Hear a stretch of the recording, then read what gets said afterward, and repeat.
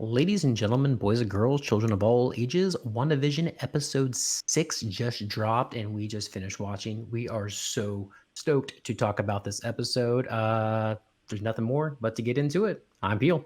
And I'm Travis, and this is the Travis and Peel Show.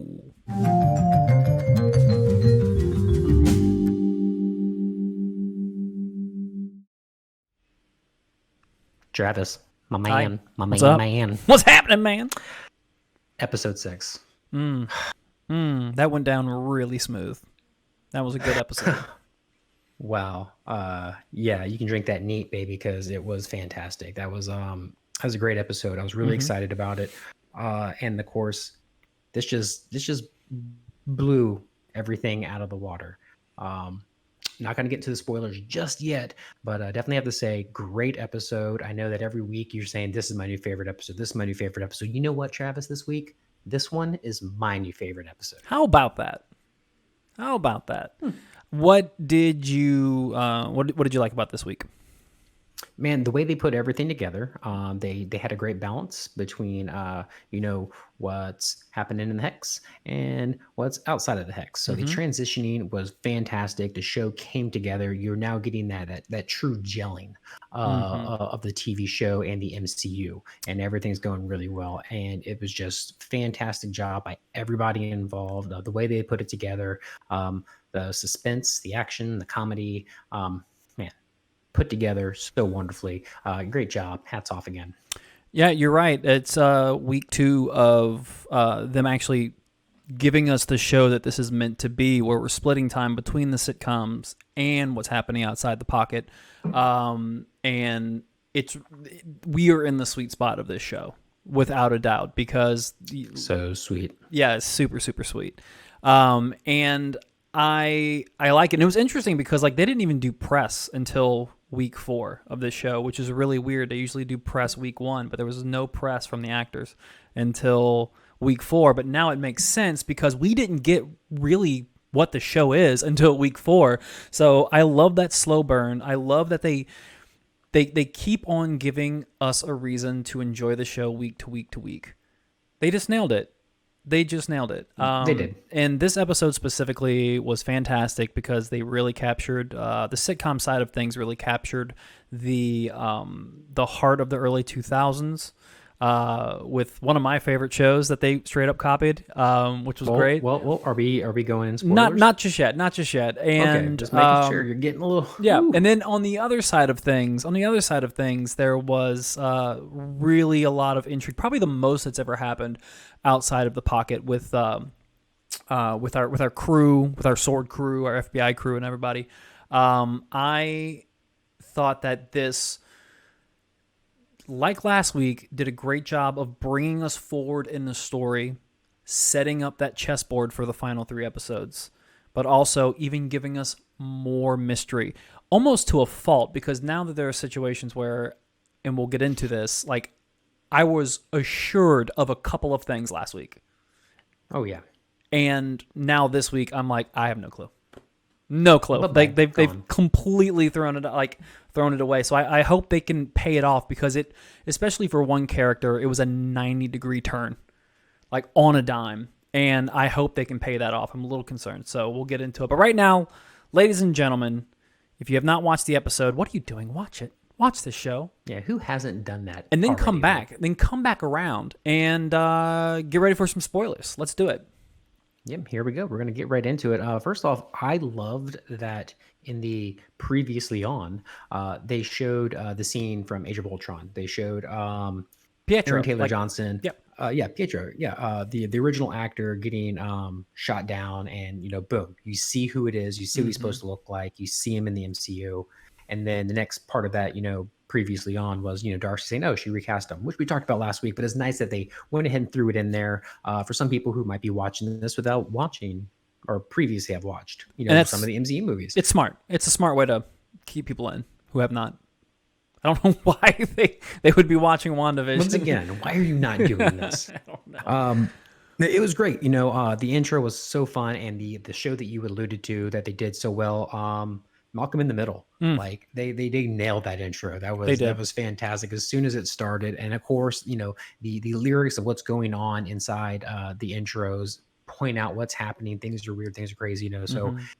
they do that with every intro so far. But yeah, they nailed this intro. It was so fantastic. I was really happy to see it. They nailed the show itself too, because Oh yeah, Malcolm in the 100%. Middle was well before its time, because not very many shows had the characters kind of like, hey, how's it going? Hey, let me tell you guys, like, breaking the fourth wall Breaking the fourth wall, asides, right? talking to the camera. That's all there with the kids, and the kids are great. Like, we didn't really get an opportunity to see how well cast these kids are until this episode, until they're actually talking to us, the audience, which was real And this fun. is from their point of view for the beginning of the Yeah. show. Yeah. So I really enjoyed that aspect of it. The cool camera angles, like we get that first camera angle of Pietro, and that's very reminiscent to the camera styles, like the camera angle and styles that they used in Malcolm in the Middle. So like it was a really, really good job again, like 5-6 weeks in a row of taking a genre of television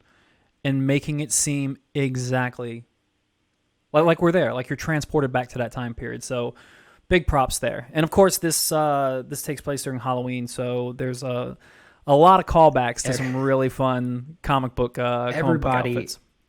everybody is in comics. Everybody's in costume here, and all of them are the comic accurate version of their uniforms.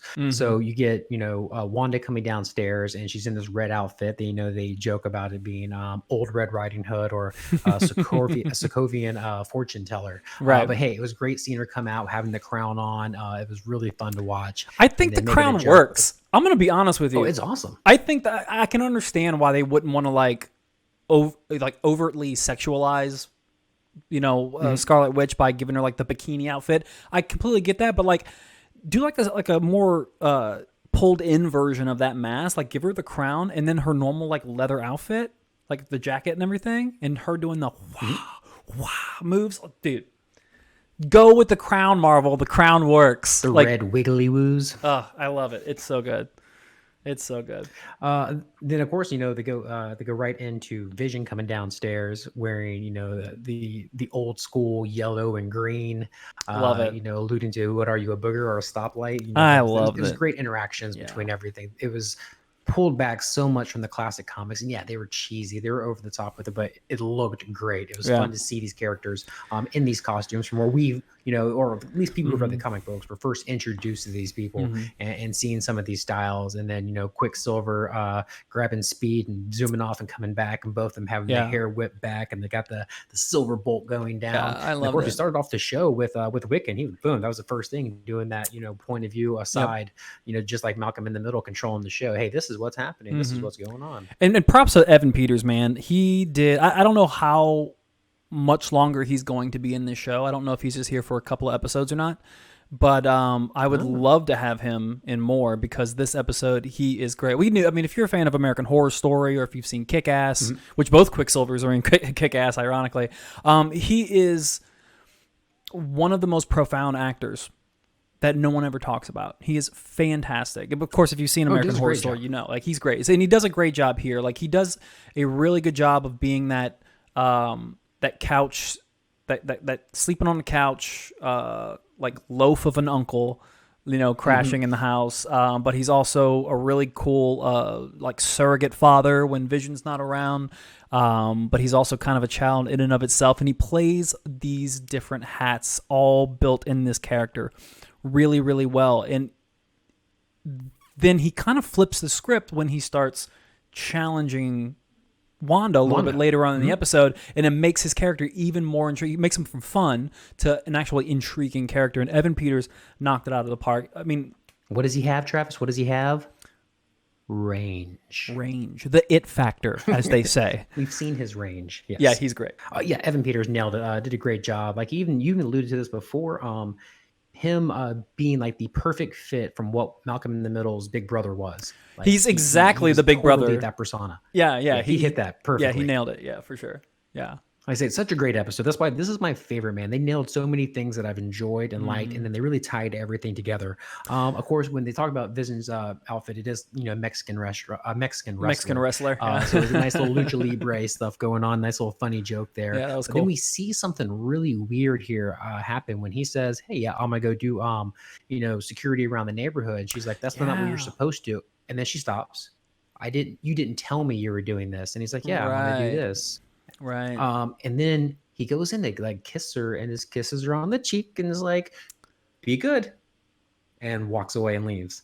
So this little tension, the tension Yeah. between this old ball and chain here. Yeah. We see something's going on, and she's trying to keep it together, obviously. But Vision is just like, "All right, I'm pulling back. This is gonna happen." He's digging deep, and Wanda's actually preoccupied by her brother, so it kind of helps and the kids. Yeah.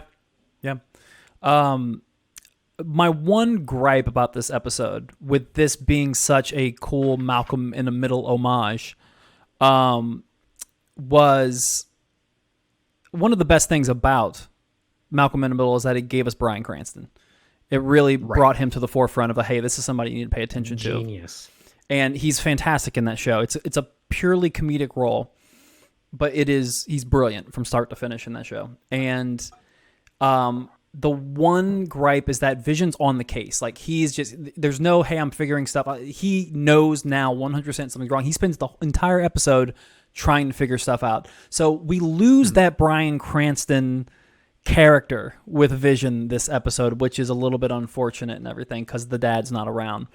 He's off doing his own sleuthing, which is great. Like, what Vision does in this episode is awesome.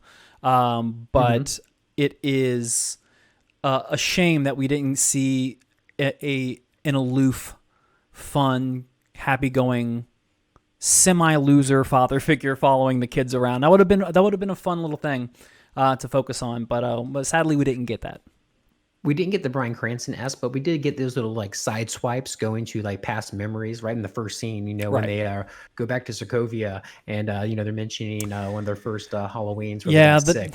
And of course, great little cut scene, funny as the hell. Non sequiturs, the great little non sequiturs are awesome because people always credit Family Guy for doing stuff like that. And Malcolm in the Middle was doing that before Family Guy. And I love that they brought that in. Like, great call out there, man. That was such a cool little scene for the show. I loved it. Yeah, and of course, you mentioned this before. Quicksilver, or Pietro, was dressed as Nick Fury in the Sokovian outfit back in the Halloween episode. He had a little patch on and everything. Yeah. So, man, once again, MCU just putting everything together perfectly.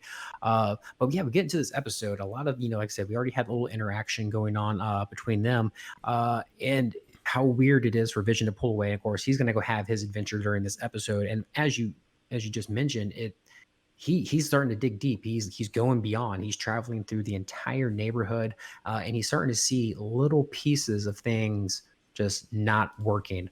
There's, obviously the same where there's the lady just standing there trying to put this ghost decoration up in her yard. That was and it so zooms in.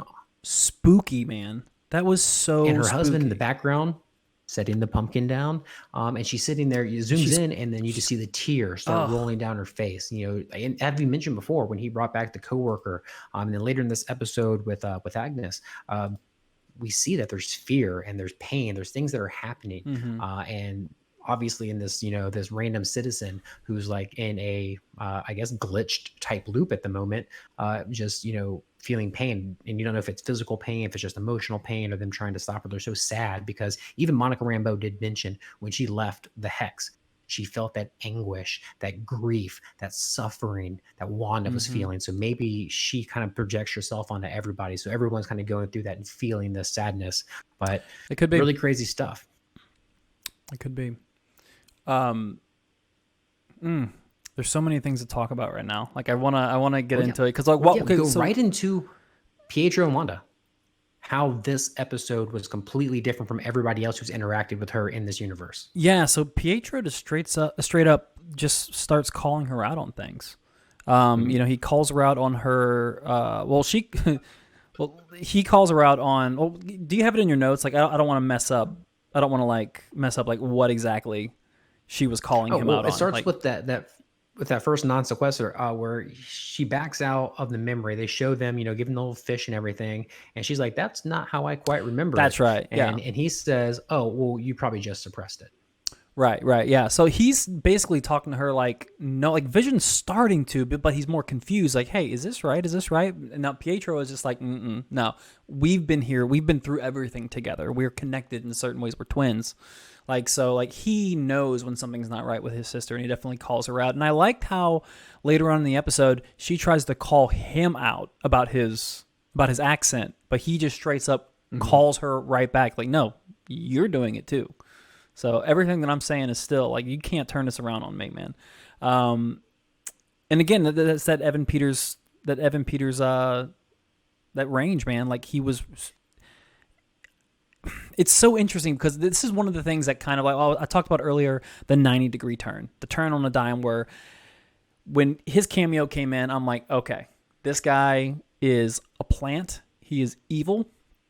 He is going to be a part of the big bad, or he is like brought out. There's no way that he is the X-Men, the X-Men version of Quicksilver brought into this different universe. I was like, we're not there yet. We haven't created the multiverses yet, at least for this show's sake.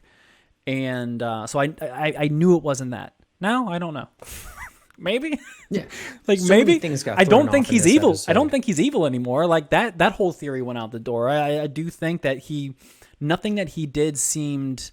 The only thing that was questionable for me about Pietro was that when the kids were running around, he called them little demons, which further accentuates the fact that he may know something about who these kids are. And if the Mephisto theory is true, then Mephisto is in these two kids, or like pieces of his soul are in these two kids. So there is something there that kind of shows that he is that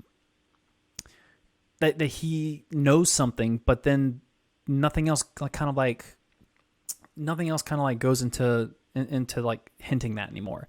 And then he's kind of like damn near compassionate with his sister and like wanting her to trying to like wake her up and snap her up out of certain things.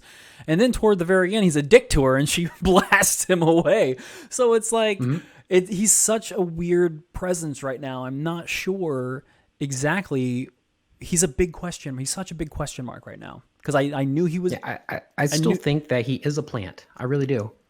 Because he was asking too many specific questions. How are you doing this? What is going on? You're trying to question me. You called for me, and I came running. He talks about, I went out feebly in the middle of the road for what reason? He went out in the middle of the road to save a child and Hawkeye.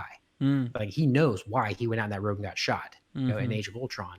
So those were kind of little things that kind of set me off a little bit. Where I'm like, I feel like he knew enough. I feel like he knew enough that could be read in like a newspaper. You know what I mean? Like I feel like he knew enough that like, oh look, I read in this magazine that Quicksilver died. He got shot and stuff like that. Like he got shot in the streets of Sokovia. He said enough for that. He didn't say, I got shot by whatever it was, like a helicopter or something like that, or I got shot by something. Like he was not specific. Or I was saving somebody's life. That was exactly the whole reason that happened. He was saving a kid's life. He knew enough, but he didn't go into specifics. So you're right. He could have an idea about what happened to Quicksilver, but not know deep. And then their past, that makes sense about their past memories not kind of aligning up and everything because they're not the same person. But still, it was awesome. Their interactions were great the whole episode. And then her like pretty much bitch slapping him away when he said, he's like, "What is your dead husband gonna die twice?" in front of the kids and everything. And she was just not having it at that point. But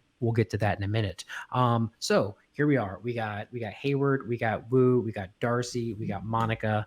Obviously, the last time we saw them was Sword just cut off, transmission from Monica's, controller for the drone, and then try to kill Wanda, and then of course Wanda throwing the drone at them. So we pick up right after that, right? And she's just like, "What are you doing? You SOB, you messed up everything." She's just confused. We need to figure out what's happening. We don't know what's going to happen. If things go wrong. And he's like, "Oh no, we need to destroy her." This like we start seeing this really weird side of Hayward that you actually mentioned this, Nick. He's going to be probably like one of the bads in this. Obviously, that human. Roadblock. He's the main antagonist for outside the pocket. Like we're gonna find out who the antagonist is on the inside, and we got to have one on the outside. Now he clearly has more secrets that we don't know about. But Oh, he yeah. is They're starting to come out 100%. now. Yeah, there's 100% stuff that he's hiding. He is, like I said it last week, he's a turd.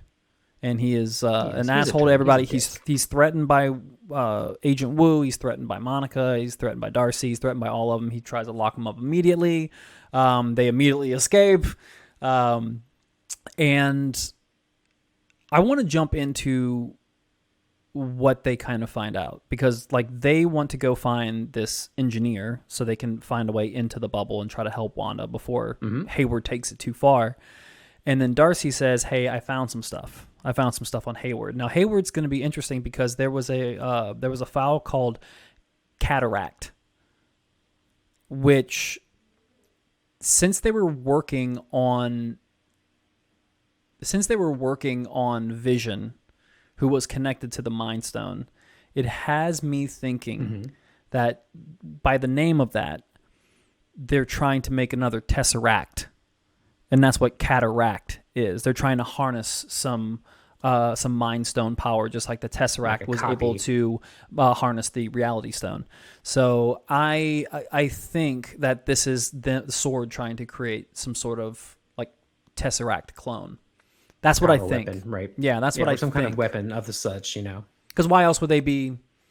Why else would they be like trying to like mess with Vision like that? Like I feel like Just just because because he's trying to get him as a weapon, or just or because he's a utilize him cyborg as doesn't such. mean That's why he was being dissected. yeah, it's something with the Mind Stone for sure. And I think they're trying to recreate like a synthetic Mind Stone, and they call it cataract. Yeah, Of and course, it could be and, like and the vibranium and everything else that's included in him right now. He's a very valuable, piece of metal hanging around, and all the data analysis that's inside of him too. Plus, whatever they pulled out in Wakanda when they were doing everything to take his neurons and everything yeah, apart Shuri did from the actual something. mind Shuri stone, did something. there is so many things that are just laid out inside that have been like copied into a database or whatever, where they have the complete programming of how to recreate Vision. So I'm sure we're going to see something like that. Maybe Sword was trying to get to that, Right. but we don't want to harp on this too long, because there was so much more to keep unpacking. Yeah, we'll get in this back. We'll get episode. back to the people outside the pocket and everything because something big happens. But with who them is later her on. friend? Who has this availability to get inside the hex? Because they do talk about that. He's an hour away, and that's where Wu and Monica are when shit starts to go down in Westview. So let's lead up to why shit starts going down in Westview. Yeah. So, where are we at in the story? Like, there's so much. Like, Oh yeah, Vision. Vision's Vision, walking that's right, around yeah. towards the backside of old Westview. Yeah, And this is so- where the program starts slowing down. Too many tabs open. Yeah. So, Wanda tells the kids, whatever you do, go out and play, have fun. Do not cross Ellis Avenue. Whatever you do, don't cross it. So after Vision has, and we got to talk about this, a run-in with our good friend Agnes, Catherine Hahn, amazing still. Agnes was comatose with these other people, like because like in the town, in the heart of the town where the TV shows are going, the sitcoms going on, everybody's alive and vibrant. But apparently, of course, she has like this 5-mile radius of this entire town put to sleep or like under her control. But not everybody is actually active. We found out that a lot of people, those other people, are kind of like comatose and just standing still. We find Agnes as one of those people, which is the second 90-degree turn that I want to talk about because what the hell? What the hell? We thought she was pegged. She was part of the big I didn't bad. think She was it. in the conspiracy. I didn't think it. I knew it. And now I don't know. And now I don't know anymore. She was the clear front runner right now, being the person behind the scenes pulling the strings. And I still think she can be. I'm not saying she's completely not. This scene could be a red herring. But And pickled herring was mentioned in this episode. Was that a red herring? maybe. I am Pickled red herring. completely flabbergasted by what could be happening with Agnes. She was woken up by Vision, and she had no clue what was going on. She was concerned. She acted like somebody, like one of the regular townsfolk that got woken up, being like, "Hey, help us, save us, like we need help." And that was the last thing that I expected from her, from Agnes. and I have no clue what's happening with that character now. Like no clue Yeah, whatsoever. completely thrown off. Totally thought she was involved. Was 100% confused. Did not know what was going on. And she said, "Help us!" Once again, the tears. We had the tears and the person who was stuck in the Mm-hmm. program trying to hang up the little ghost thing. And we're just sitting there watching the tear go down. Agnes's eyes are just welling up with tears. Mm-hmm. She won't even let us think about leaving. And then, of course, right after this, he's like, "I'm going to help you. I'm going to get help from the outside. I'm going to find out what's going on." And then starts breaking through the hex, starts tearing through it, and you see how much he's struggling to get through this bad boy. And immediately on the outside, Hayward's like, "Boom, let's get here now. Mm-hmm. Let's meet him on the outside." And he's coming through and ripping through. And as we see him, like maybe get 4 or 5 feet outside, everything starts pulling him back in. Little pieces of him are just coming apart. He is completely being ripped from what he is doing outside of this hex. His body is not supposed to be outside of it. No. And we mentioned this before about how Wanda stole his body, brought it back in, is pretty much animating it and put it back together with her ability and powers, which was obviously safe inside this pocket reality. But as soon as he left, things drastically and freakily started falling apart on him. And just like this weirdness ensued after that. And of course, Wiccan gets this feeling, hearing his father like in anguish, and Yeah, his starts having a powers vision. wake This is up. the first time his powers, wake up. And Mm-hmm. yeah, so we go to the scene where boom, that's where Quicksilver pretty much gets slapped out of the way, and then Wanda just eyes glow red. You see the power fill up, and then bwah, starts growing and growing and growing the hex. And we're sitting here, 90-degree turn number 3. We were almost positive that she didn't have direct control over the pocket reality itself. The things inside of it, she has some control. But this clearly shows that she can clearly control and expand this to a much wider radius, which is what she does. Mm-hmm. And she swallows the vast majority, all of the sword base and vast majority of the sword agents, and turn them into circus clowns and circus people. Which would be interesting to to see. see. Used Carlot comes by, all the little flagposts coming up. The Darcy stayed behind when Monica and Wu. Fudge. Yeah, so Monica and Wu take off, and then Darcy gets sucked in to the pocket reality. That should be fun next week. I look forward to that for sure. A little nuance to that, like I said, what I just said. She, as the hex was coming over her, what she was going to say. Oh, sure. She was going to drop the F-bomb, but as the hex came over her, it said fudge. She was censored. Out. You can't say F words. Yeah. So that's just a small little piece of the brilliance that if you pick up on these things, and there's everybody is seeing something different in every episode, and every rewatch you're catching things in the background, little things that they say and allude to. I mean, like, hey, this is only for survivors. Yo, magic. Looks like the old Battle Shark commercial mixed in with a little like Lucky Charms or something. I don't know. That was crazy, but like how demented was that? Yeah, that was Kid really just sitting there trying to open it. Just can't do it. Yeah, I mean, just clearly, and then he's a skeleton and dead. Clearly an illusion. I think this was one of the first commercial breaks that didn't directly point towards like an Infinity Stone, or didn't even include Wanda's, or who we think are Wanda's parents, but the same 2 actors that are always in all the commercials. Right. But yeah, this one's clearly just kind of like a metaphor for, your magic ain't going to get you out of this one. Like, you need to kind of change what you're doing. So I thought that was just kind of like a clear warning sign, almost a warning to Wanda, almost to that you can't keep fixing this with magic. And then she tries to do it and then causes mayhem when trying to do that. So it's clearly what's happening in that commercial, at least for me. I would really like to hear what everybody does think about that, though, with the Yo Magic. What do you think that this commercial stand for? Because every commercial pretty much had a purpose. You understood what was happening. This one was way or at out least of the box. At least it alluded to. So we can visit this before we start next episode. Yeah, I want to come back to the Yo Magic and then kind of visit that again. Sure. Yeah, it was really weird commercial this time, and like you said, we didn't get the 2 actors that have been in every commercial. So I mean, they could have been voicing the shark and the little boy.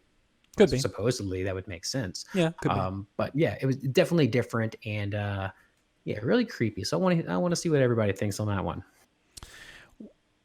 One thing we didn't touch on as well with Monica, we did finally get the info drop on what we thought was happening when she entered Good and then catch. exited out of the pocket reality. It changed. Darcy says it changed her cells, like, or changed her like her body or her cells on a molecular level. Yeah, it And changed your that's cells on a molecular level twice. twice. So it's clearly going to give her her powers to become Photon / Spectrum, whatever character they choose to make her turn into. So that's interesting. So now this gives us, if I'm going to give any theory, this clearly gets us into where we start discussing maybe this is how she brings in mutants into the MCU.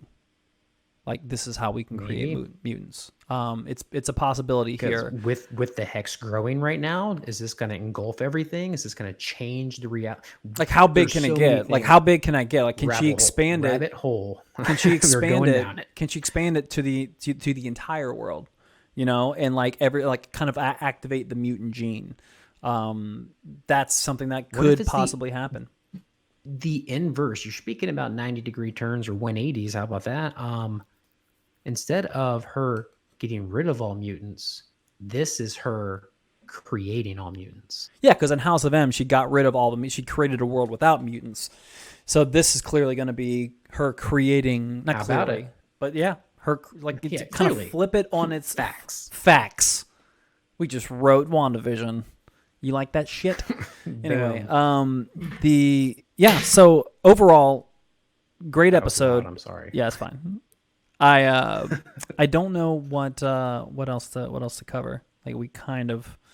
Oh man, that's really it on this episode. I mean, really, it kind of ends on that cliffhanger. Pick and kind of get into. It does, with her expanding everything, and we see Hayward trying to escape it. They're getting nipped. As far as we can tell, Monica and Wu did escape, meeting the mystery friend, the astrophysicist engineer, who's going to help them get into the hex. Who could this be? Could it be a nice little surprise? I mean, this has to be the cameo, because I don't think Evan Peters is that cameo that everybody's talking about, like that Luke Skywalker style cameo. It's got to be someone. Maybe a little Reed Richards. I don't know. He seems like somebody who might know how to do something like this. That's what everybody on the internet is saying that they want, including me. I think Reed Richards would be a really cool addition to. Put me down for one Reed Richards, please. Put you down for that. You're calling it. Hell, I'll take 2. He'll take 2. All right. There we go. I'll take 2. All right. So on that note, I think we should go ahead and wrap this up. Please, we want to hear your theories. We want to hear your comments. We want to know what you think about all these situations. And please let us know about Yo Magic. What does that mean to you? What did you think this kind of was alluding to? Let's hear back. Facebook, got us on Instagram, Twitter, right here. Hit us up on our Xbox and our PlayStation handles, and love to interact and talk a little game with you. Look what you done did. You didn't like, you didn't subscribe, and you damn well didn't share. Look at Travis. Poor, pitiful bitch. Hey, make sure you also ring the bell. Get notifications when we post new videos.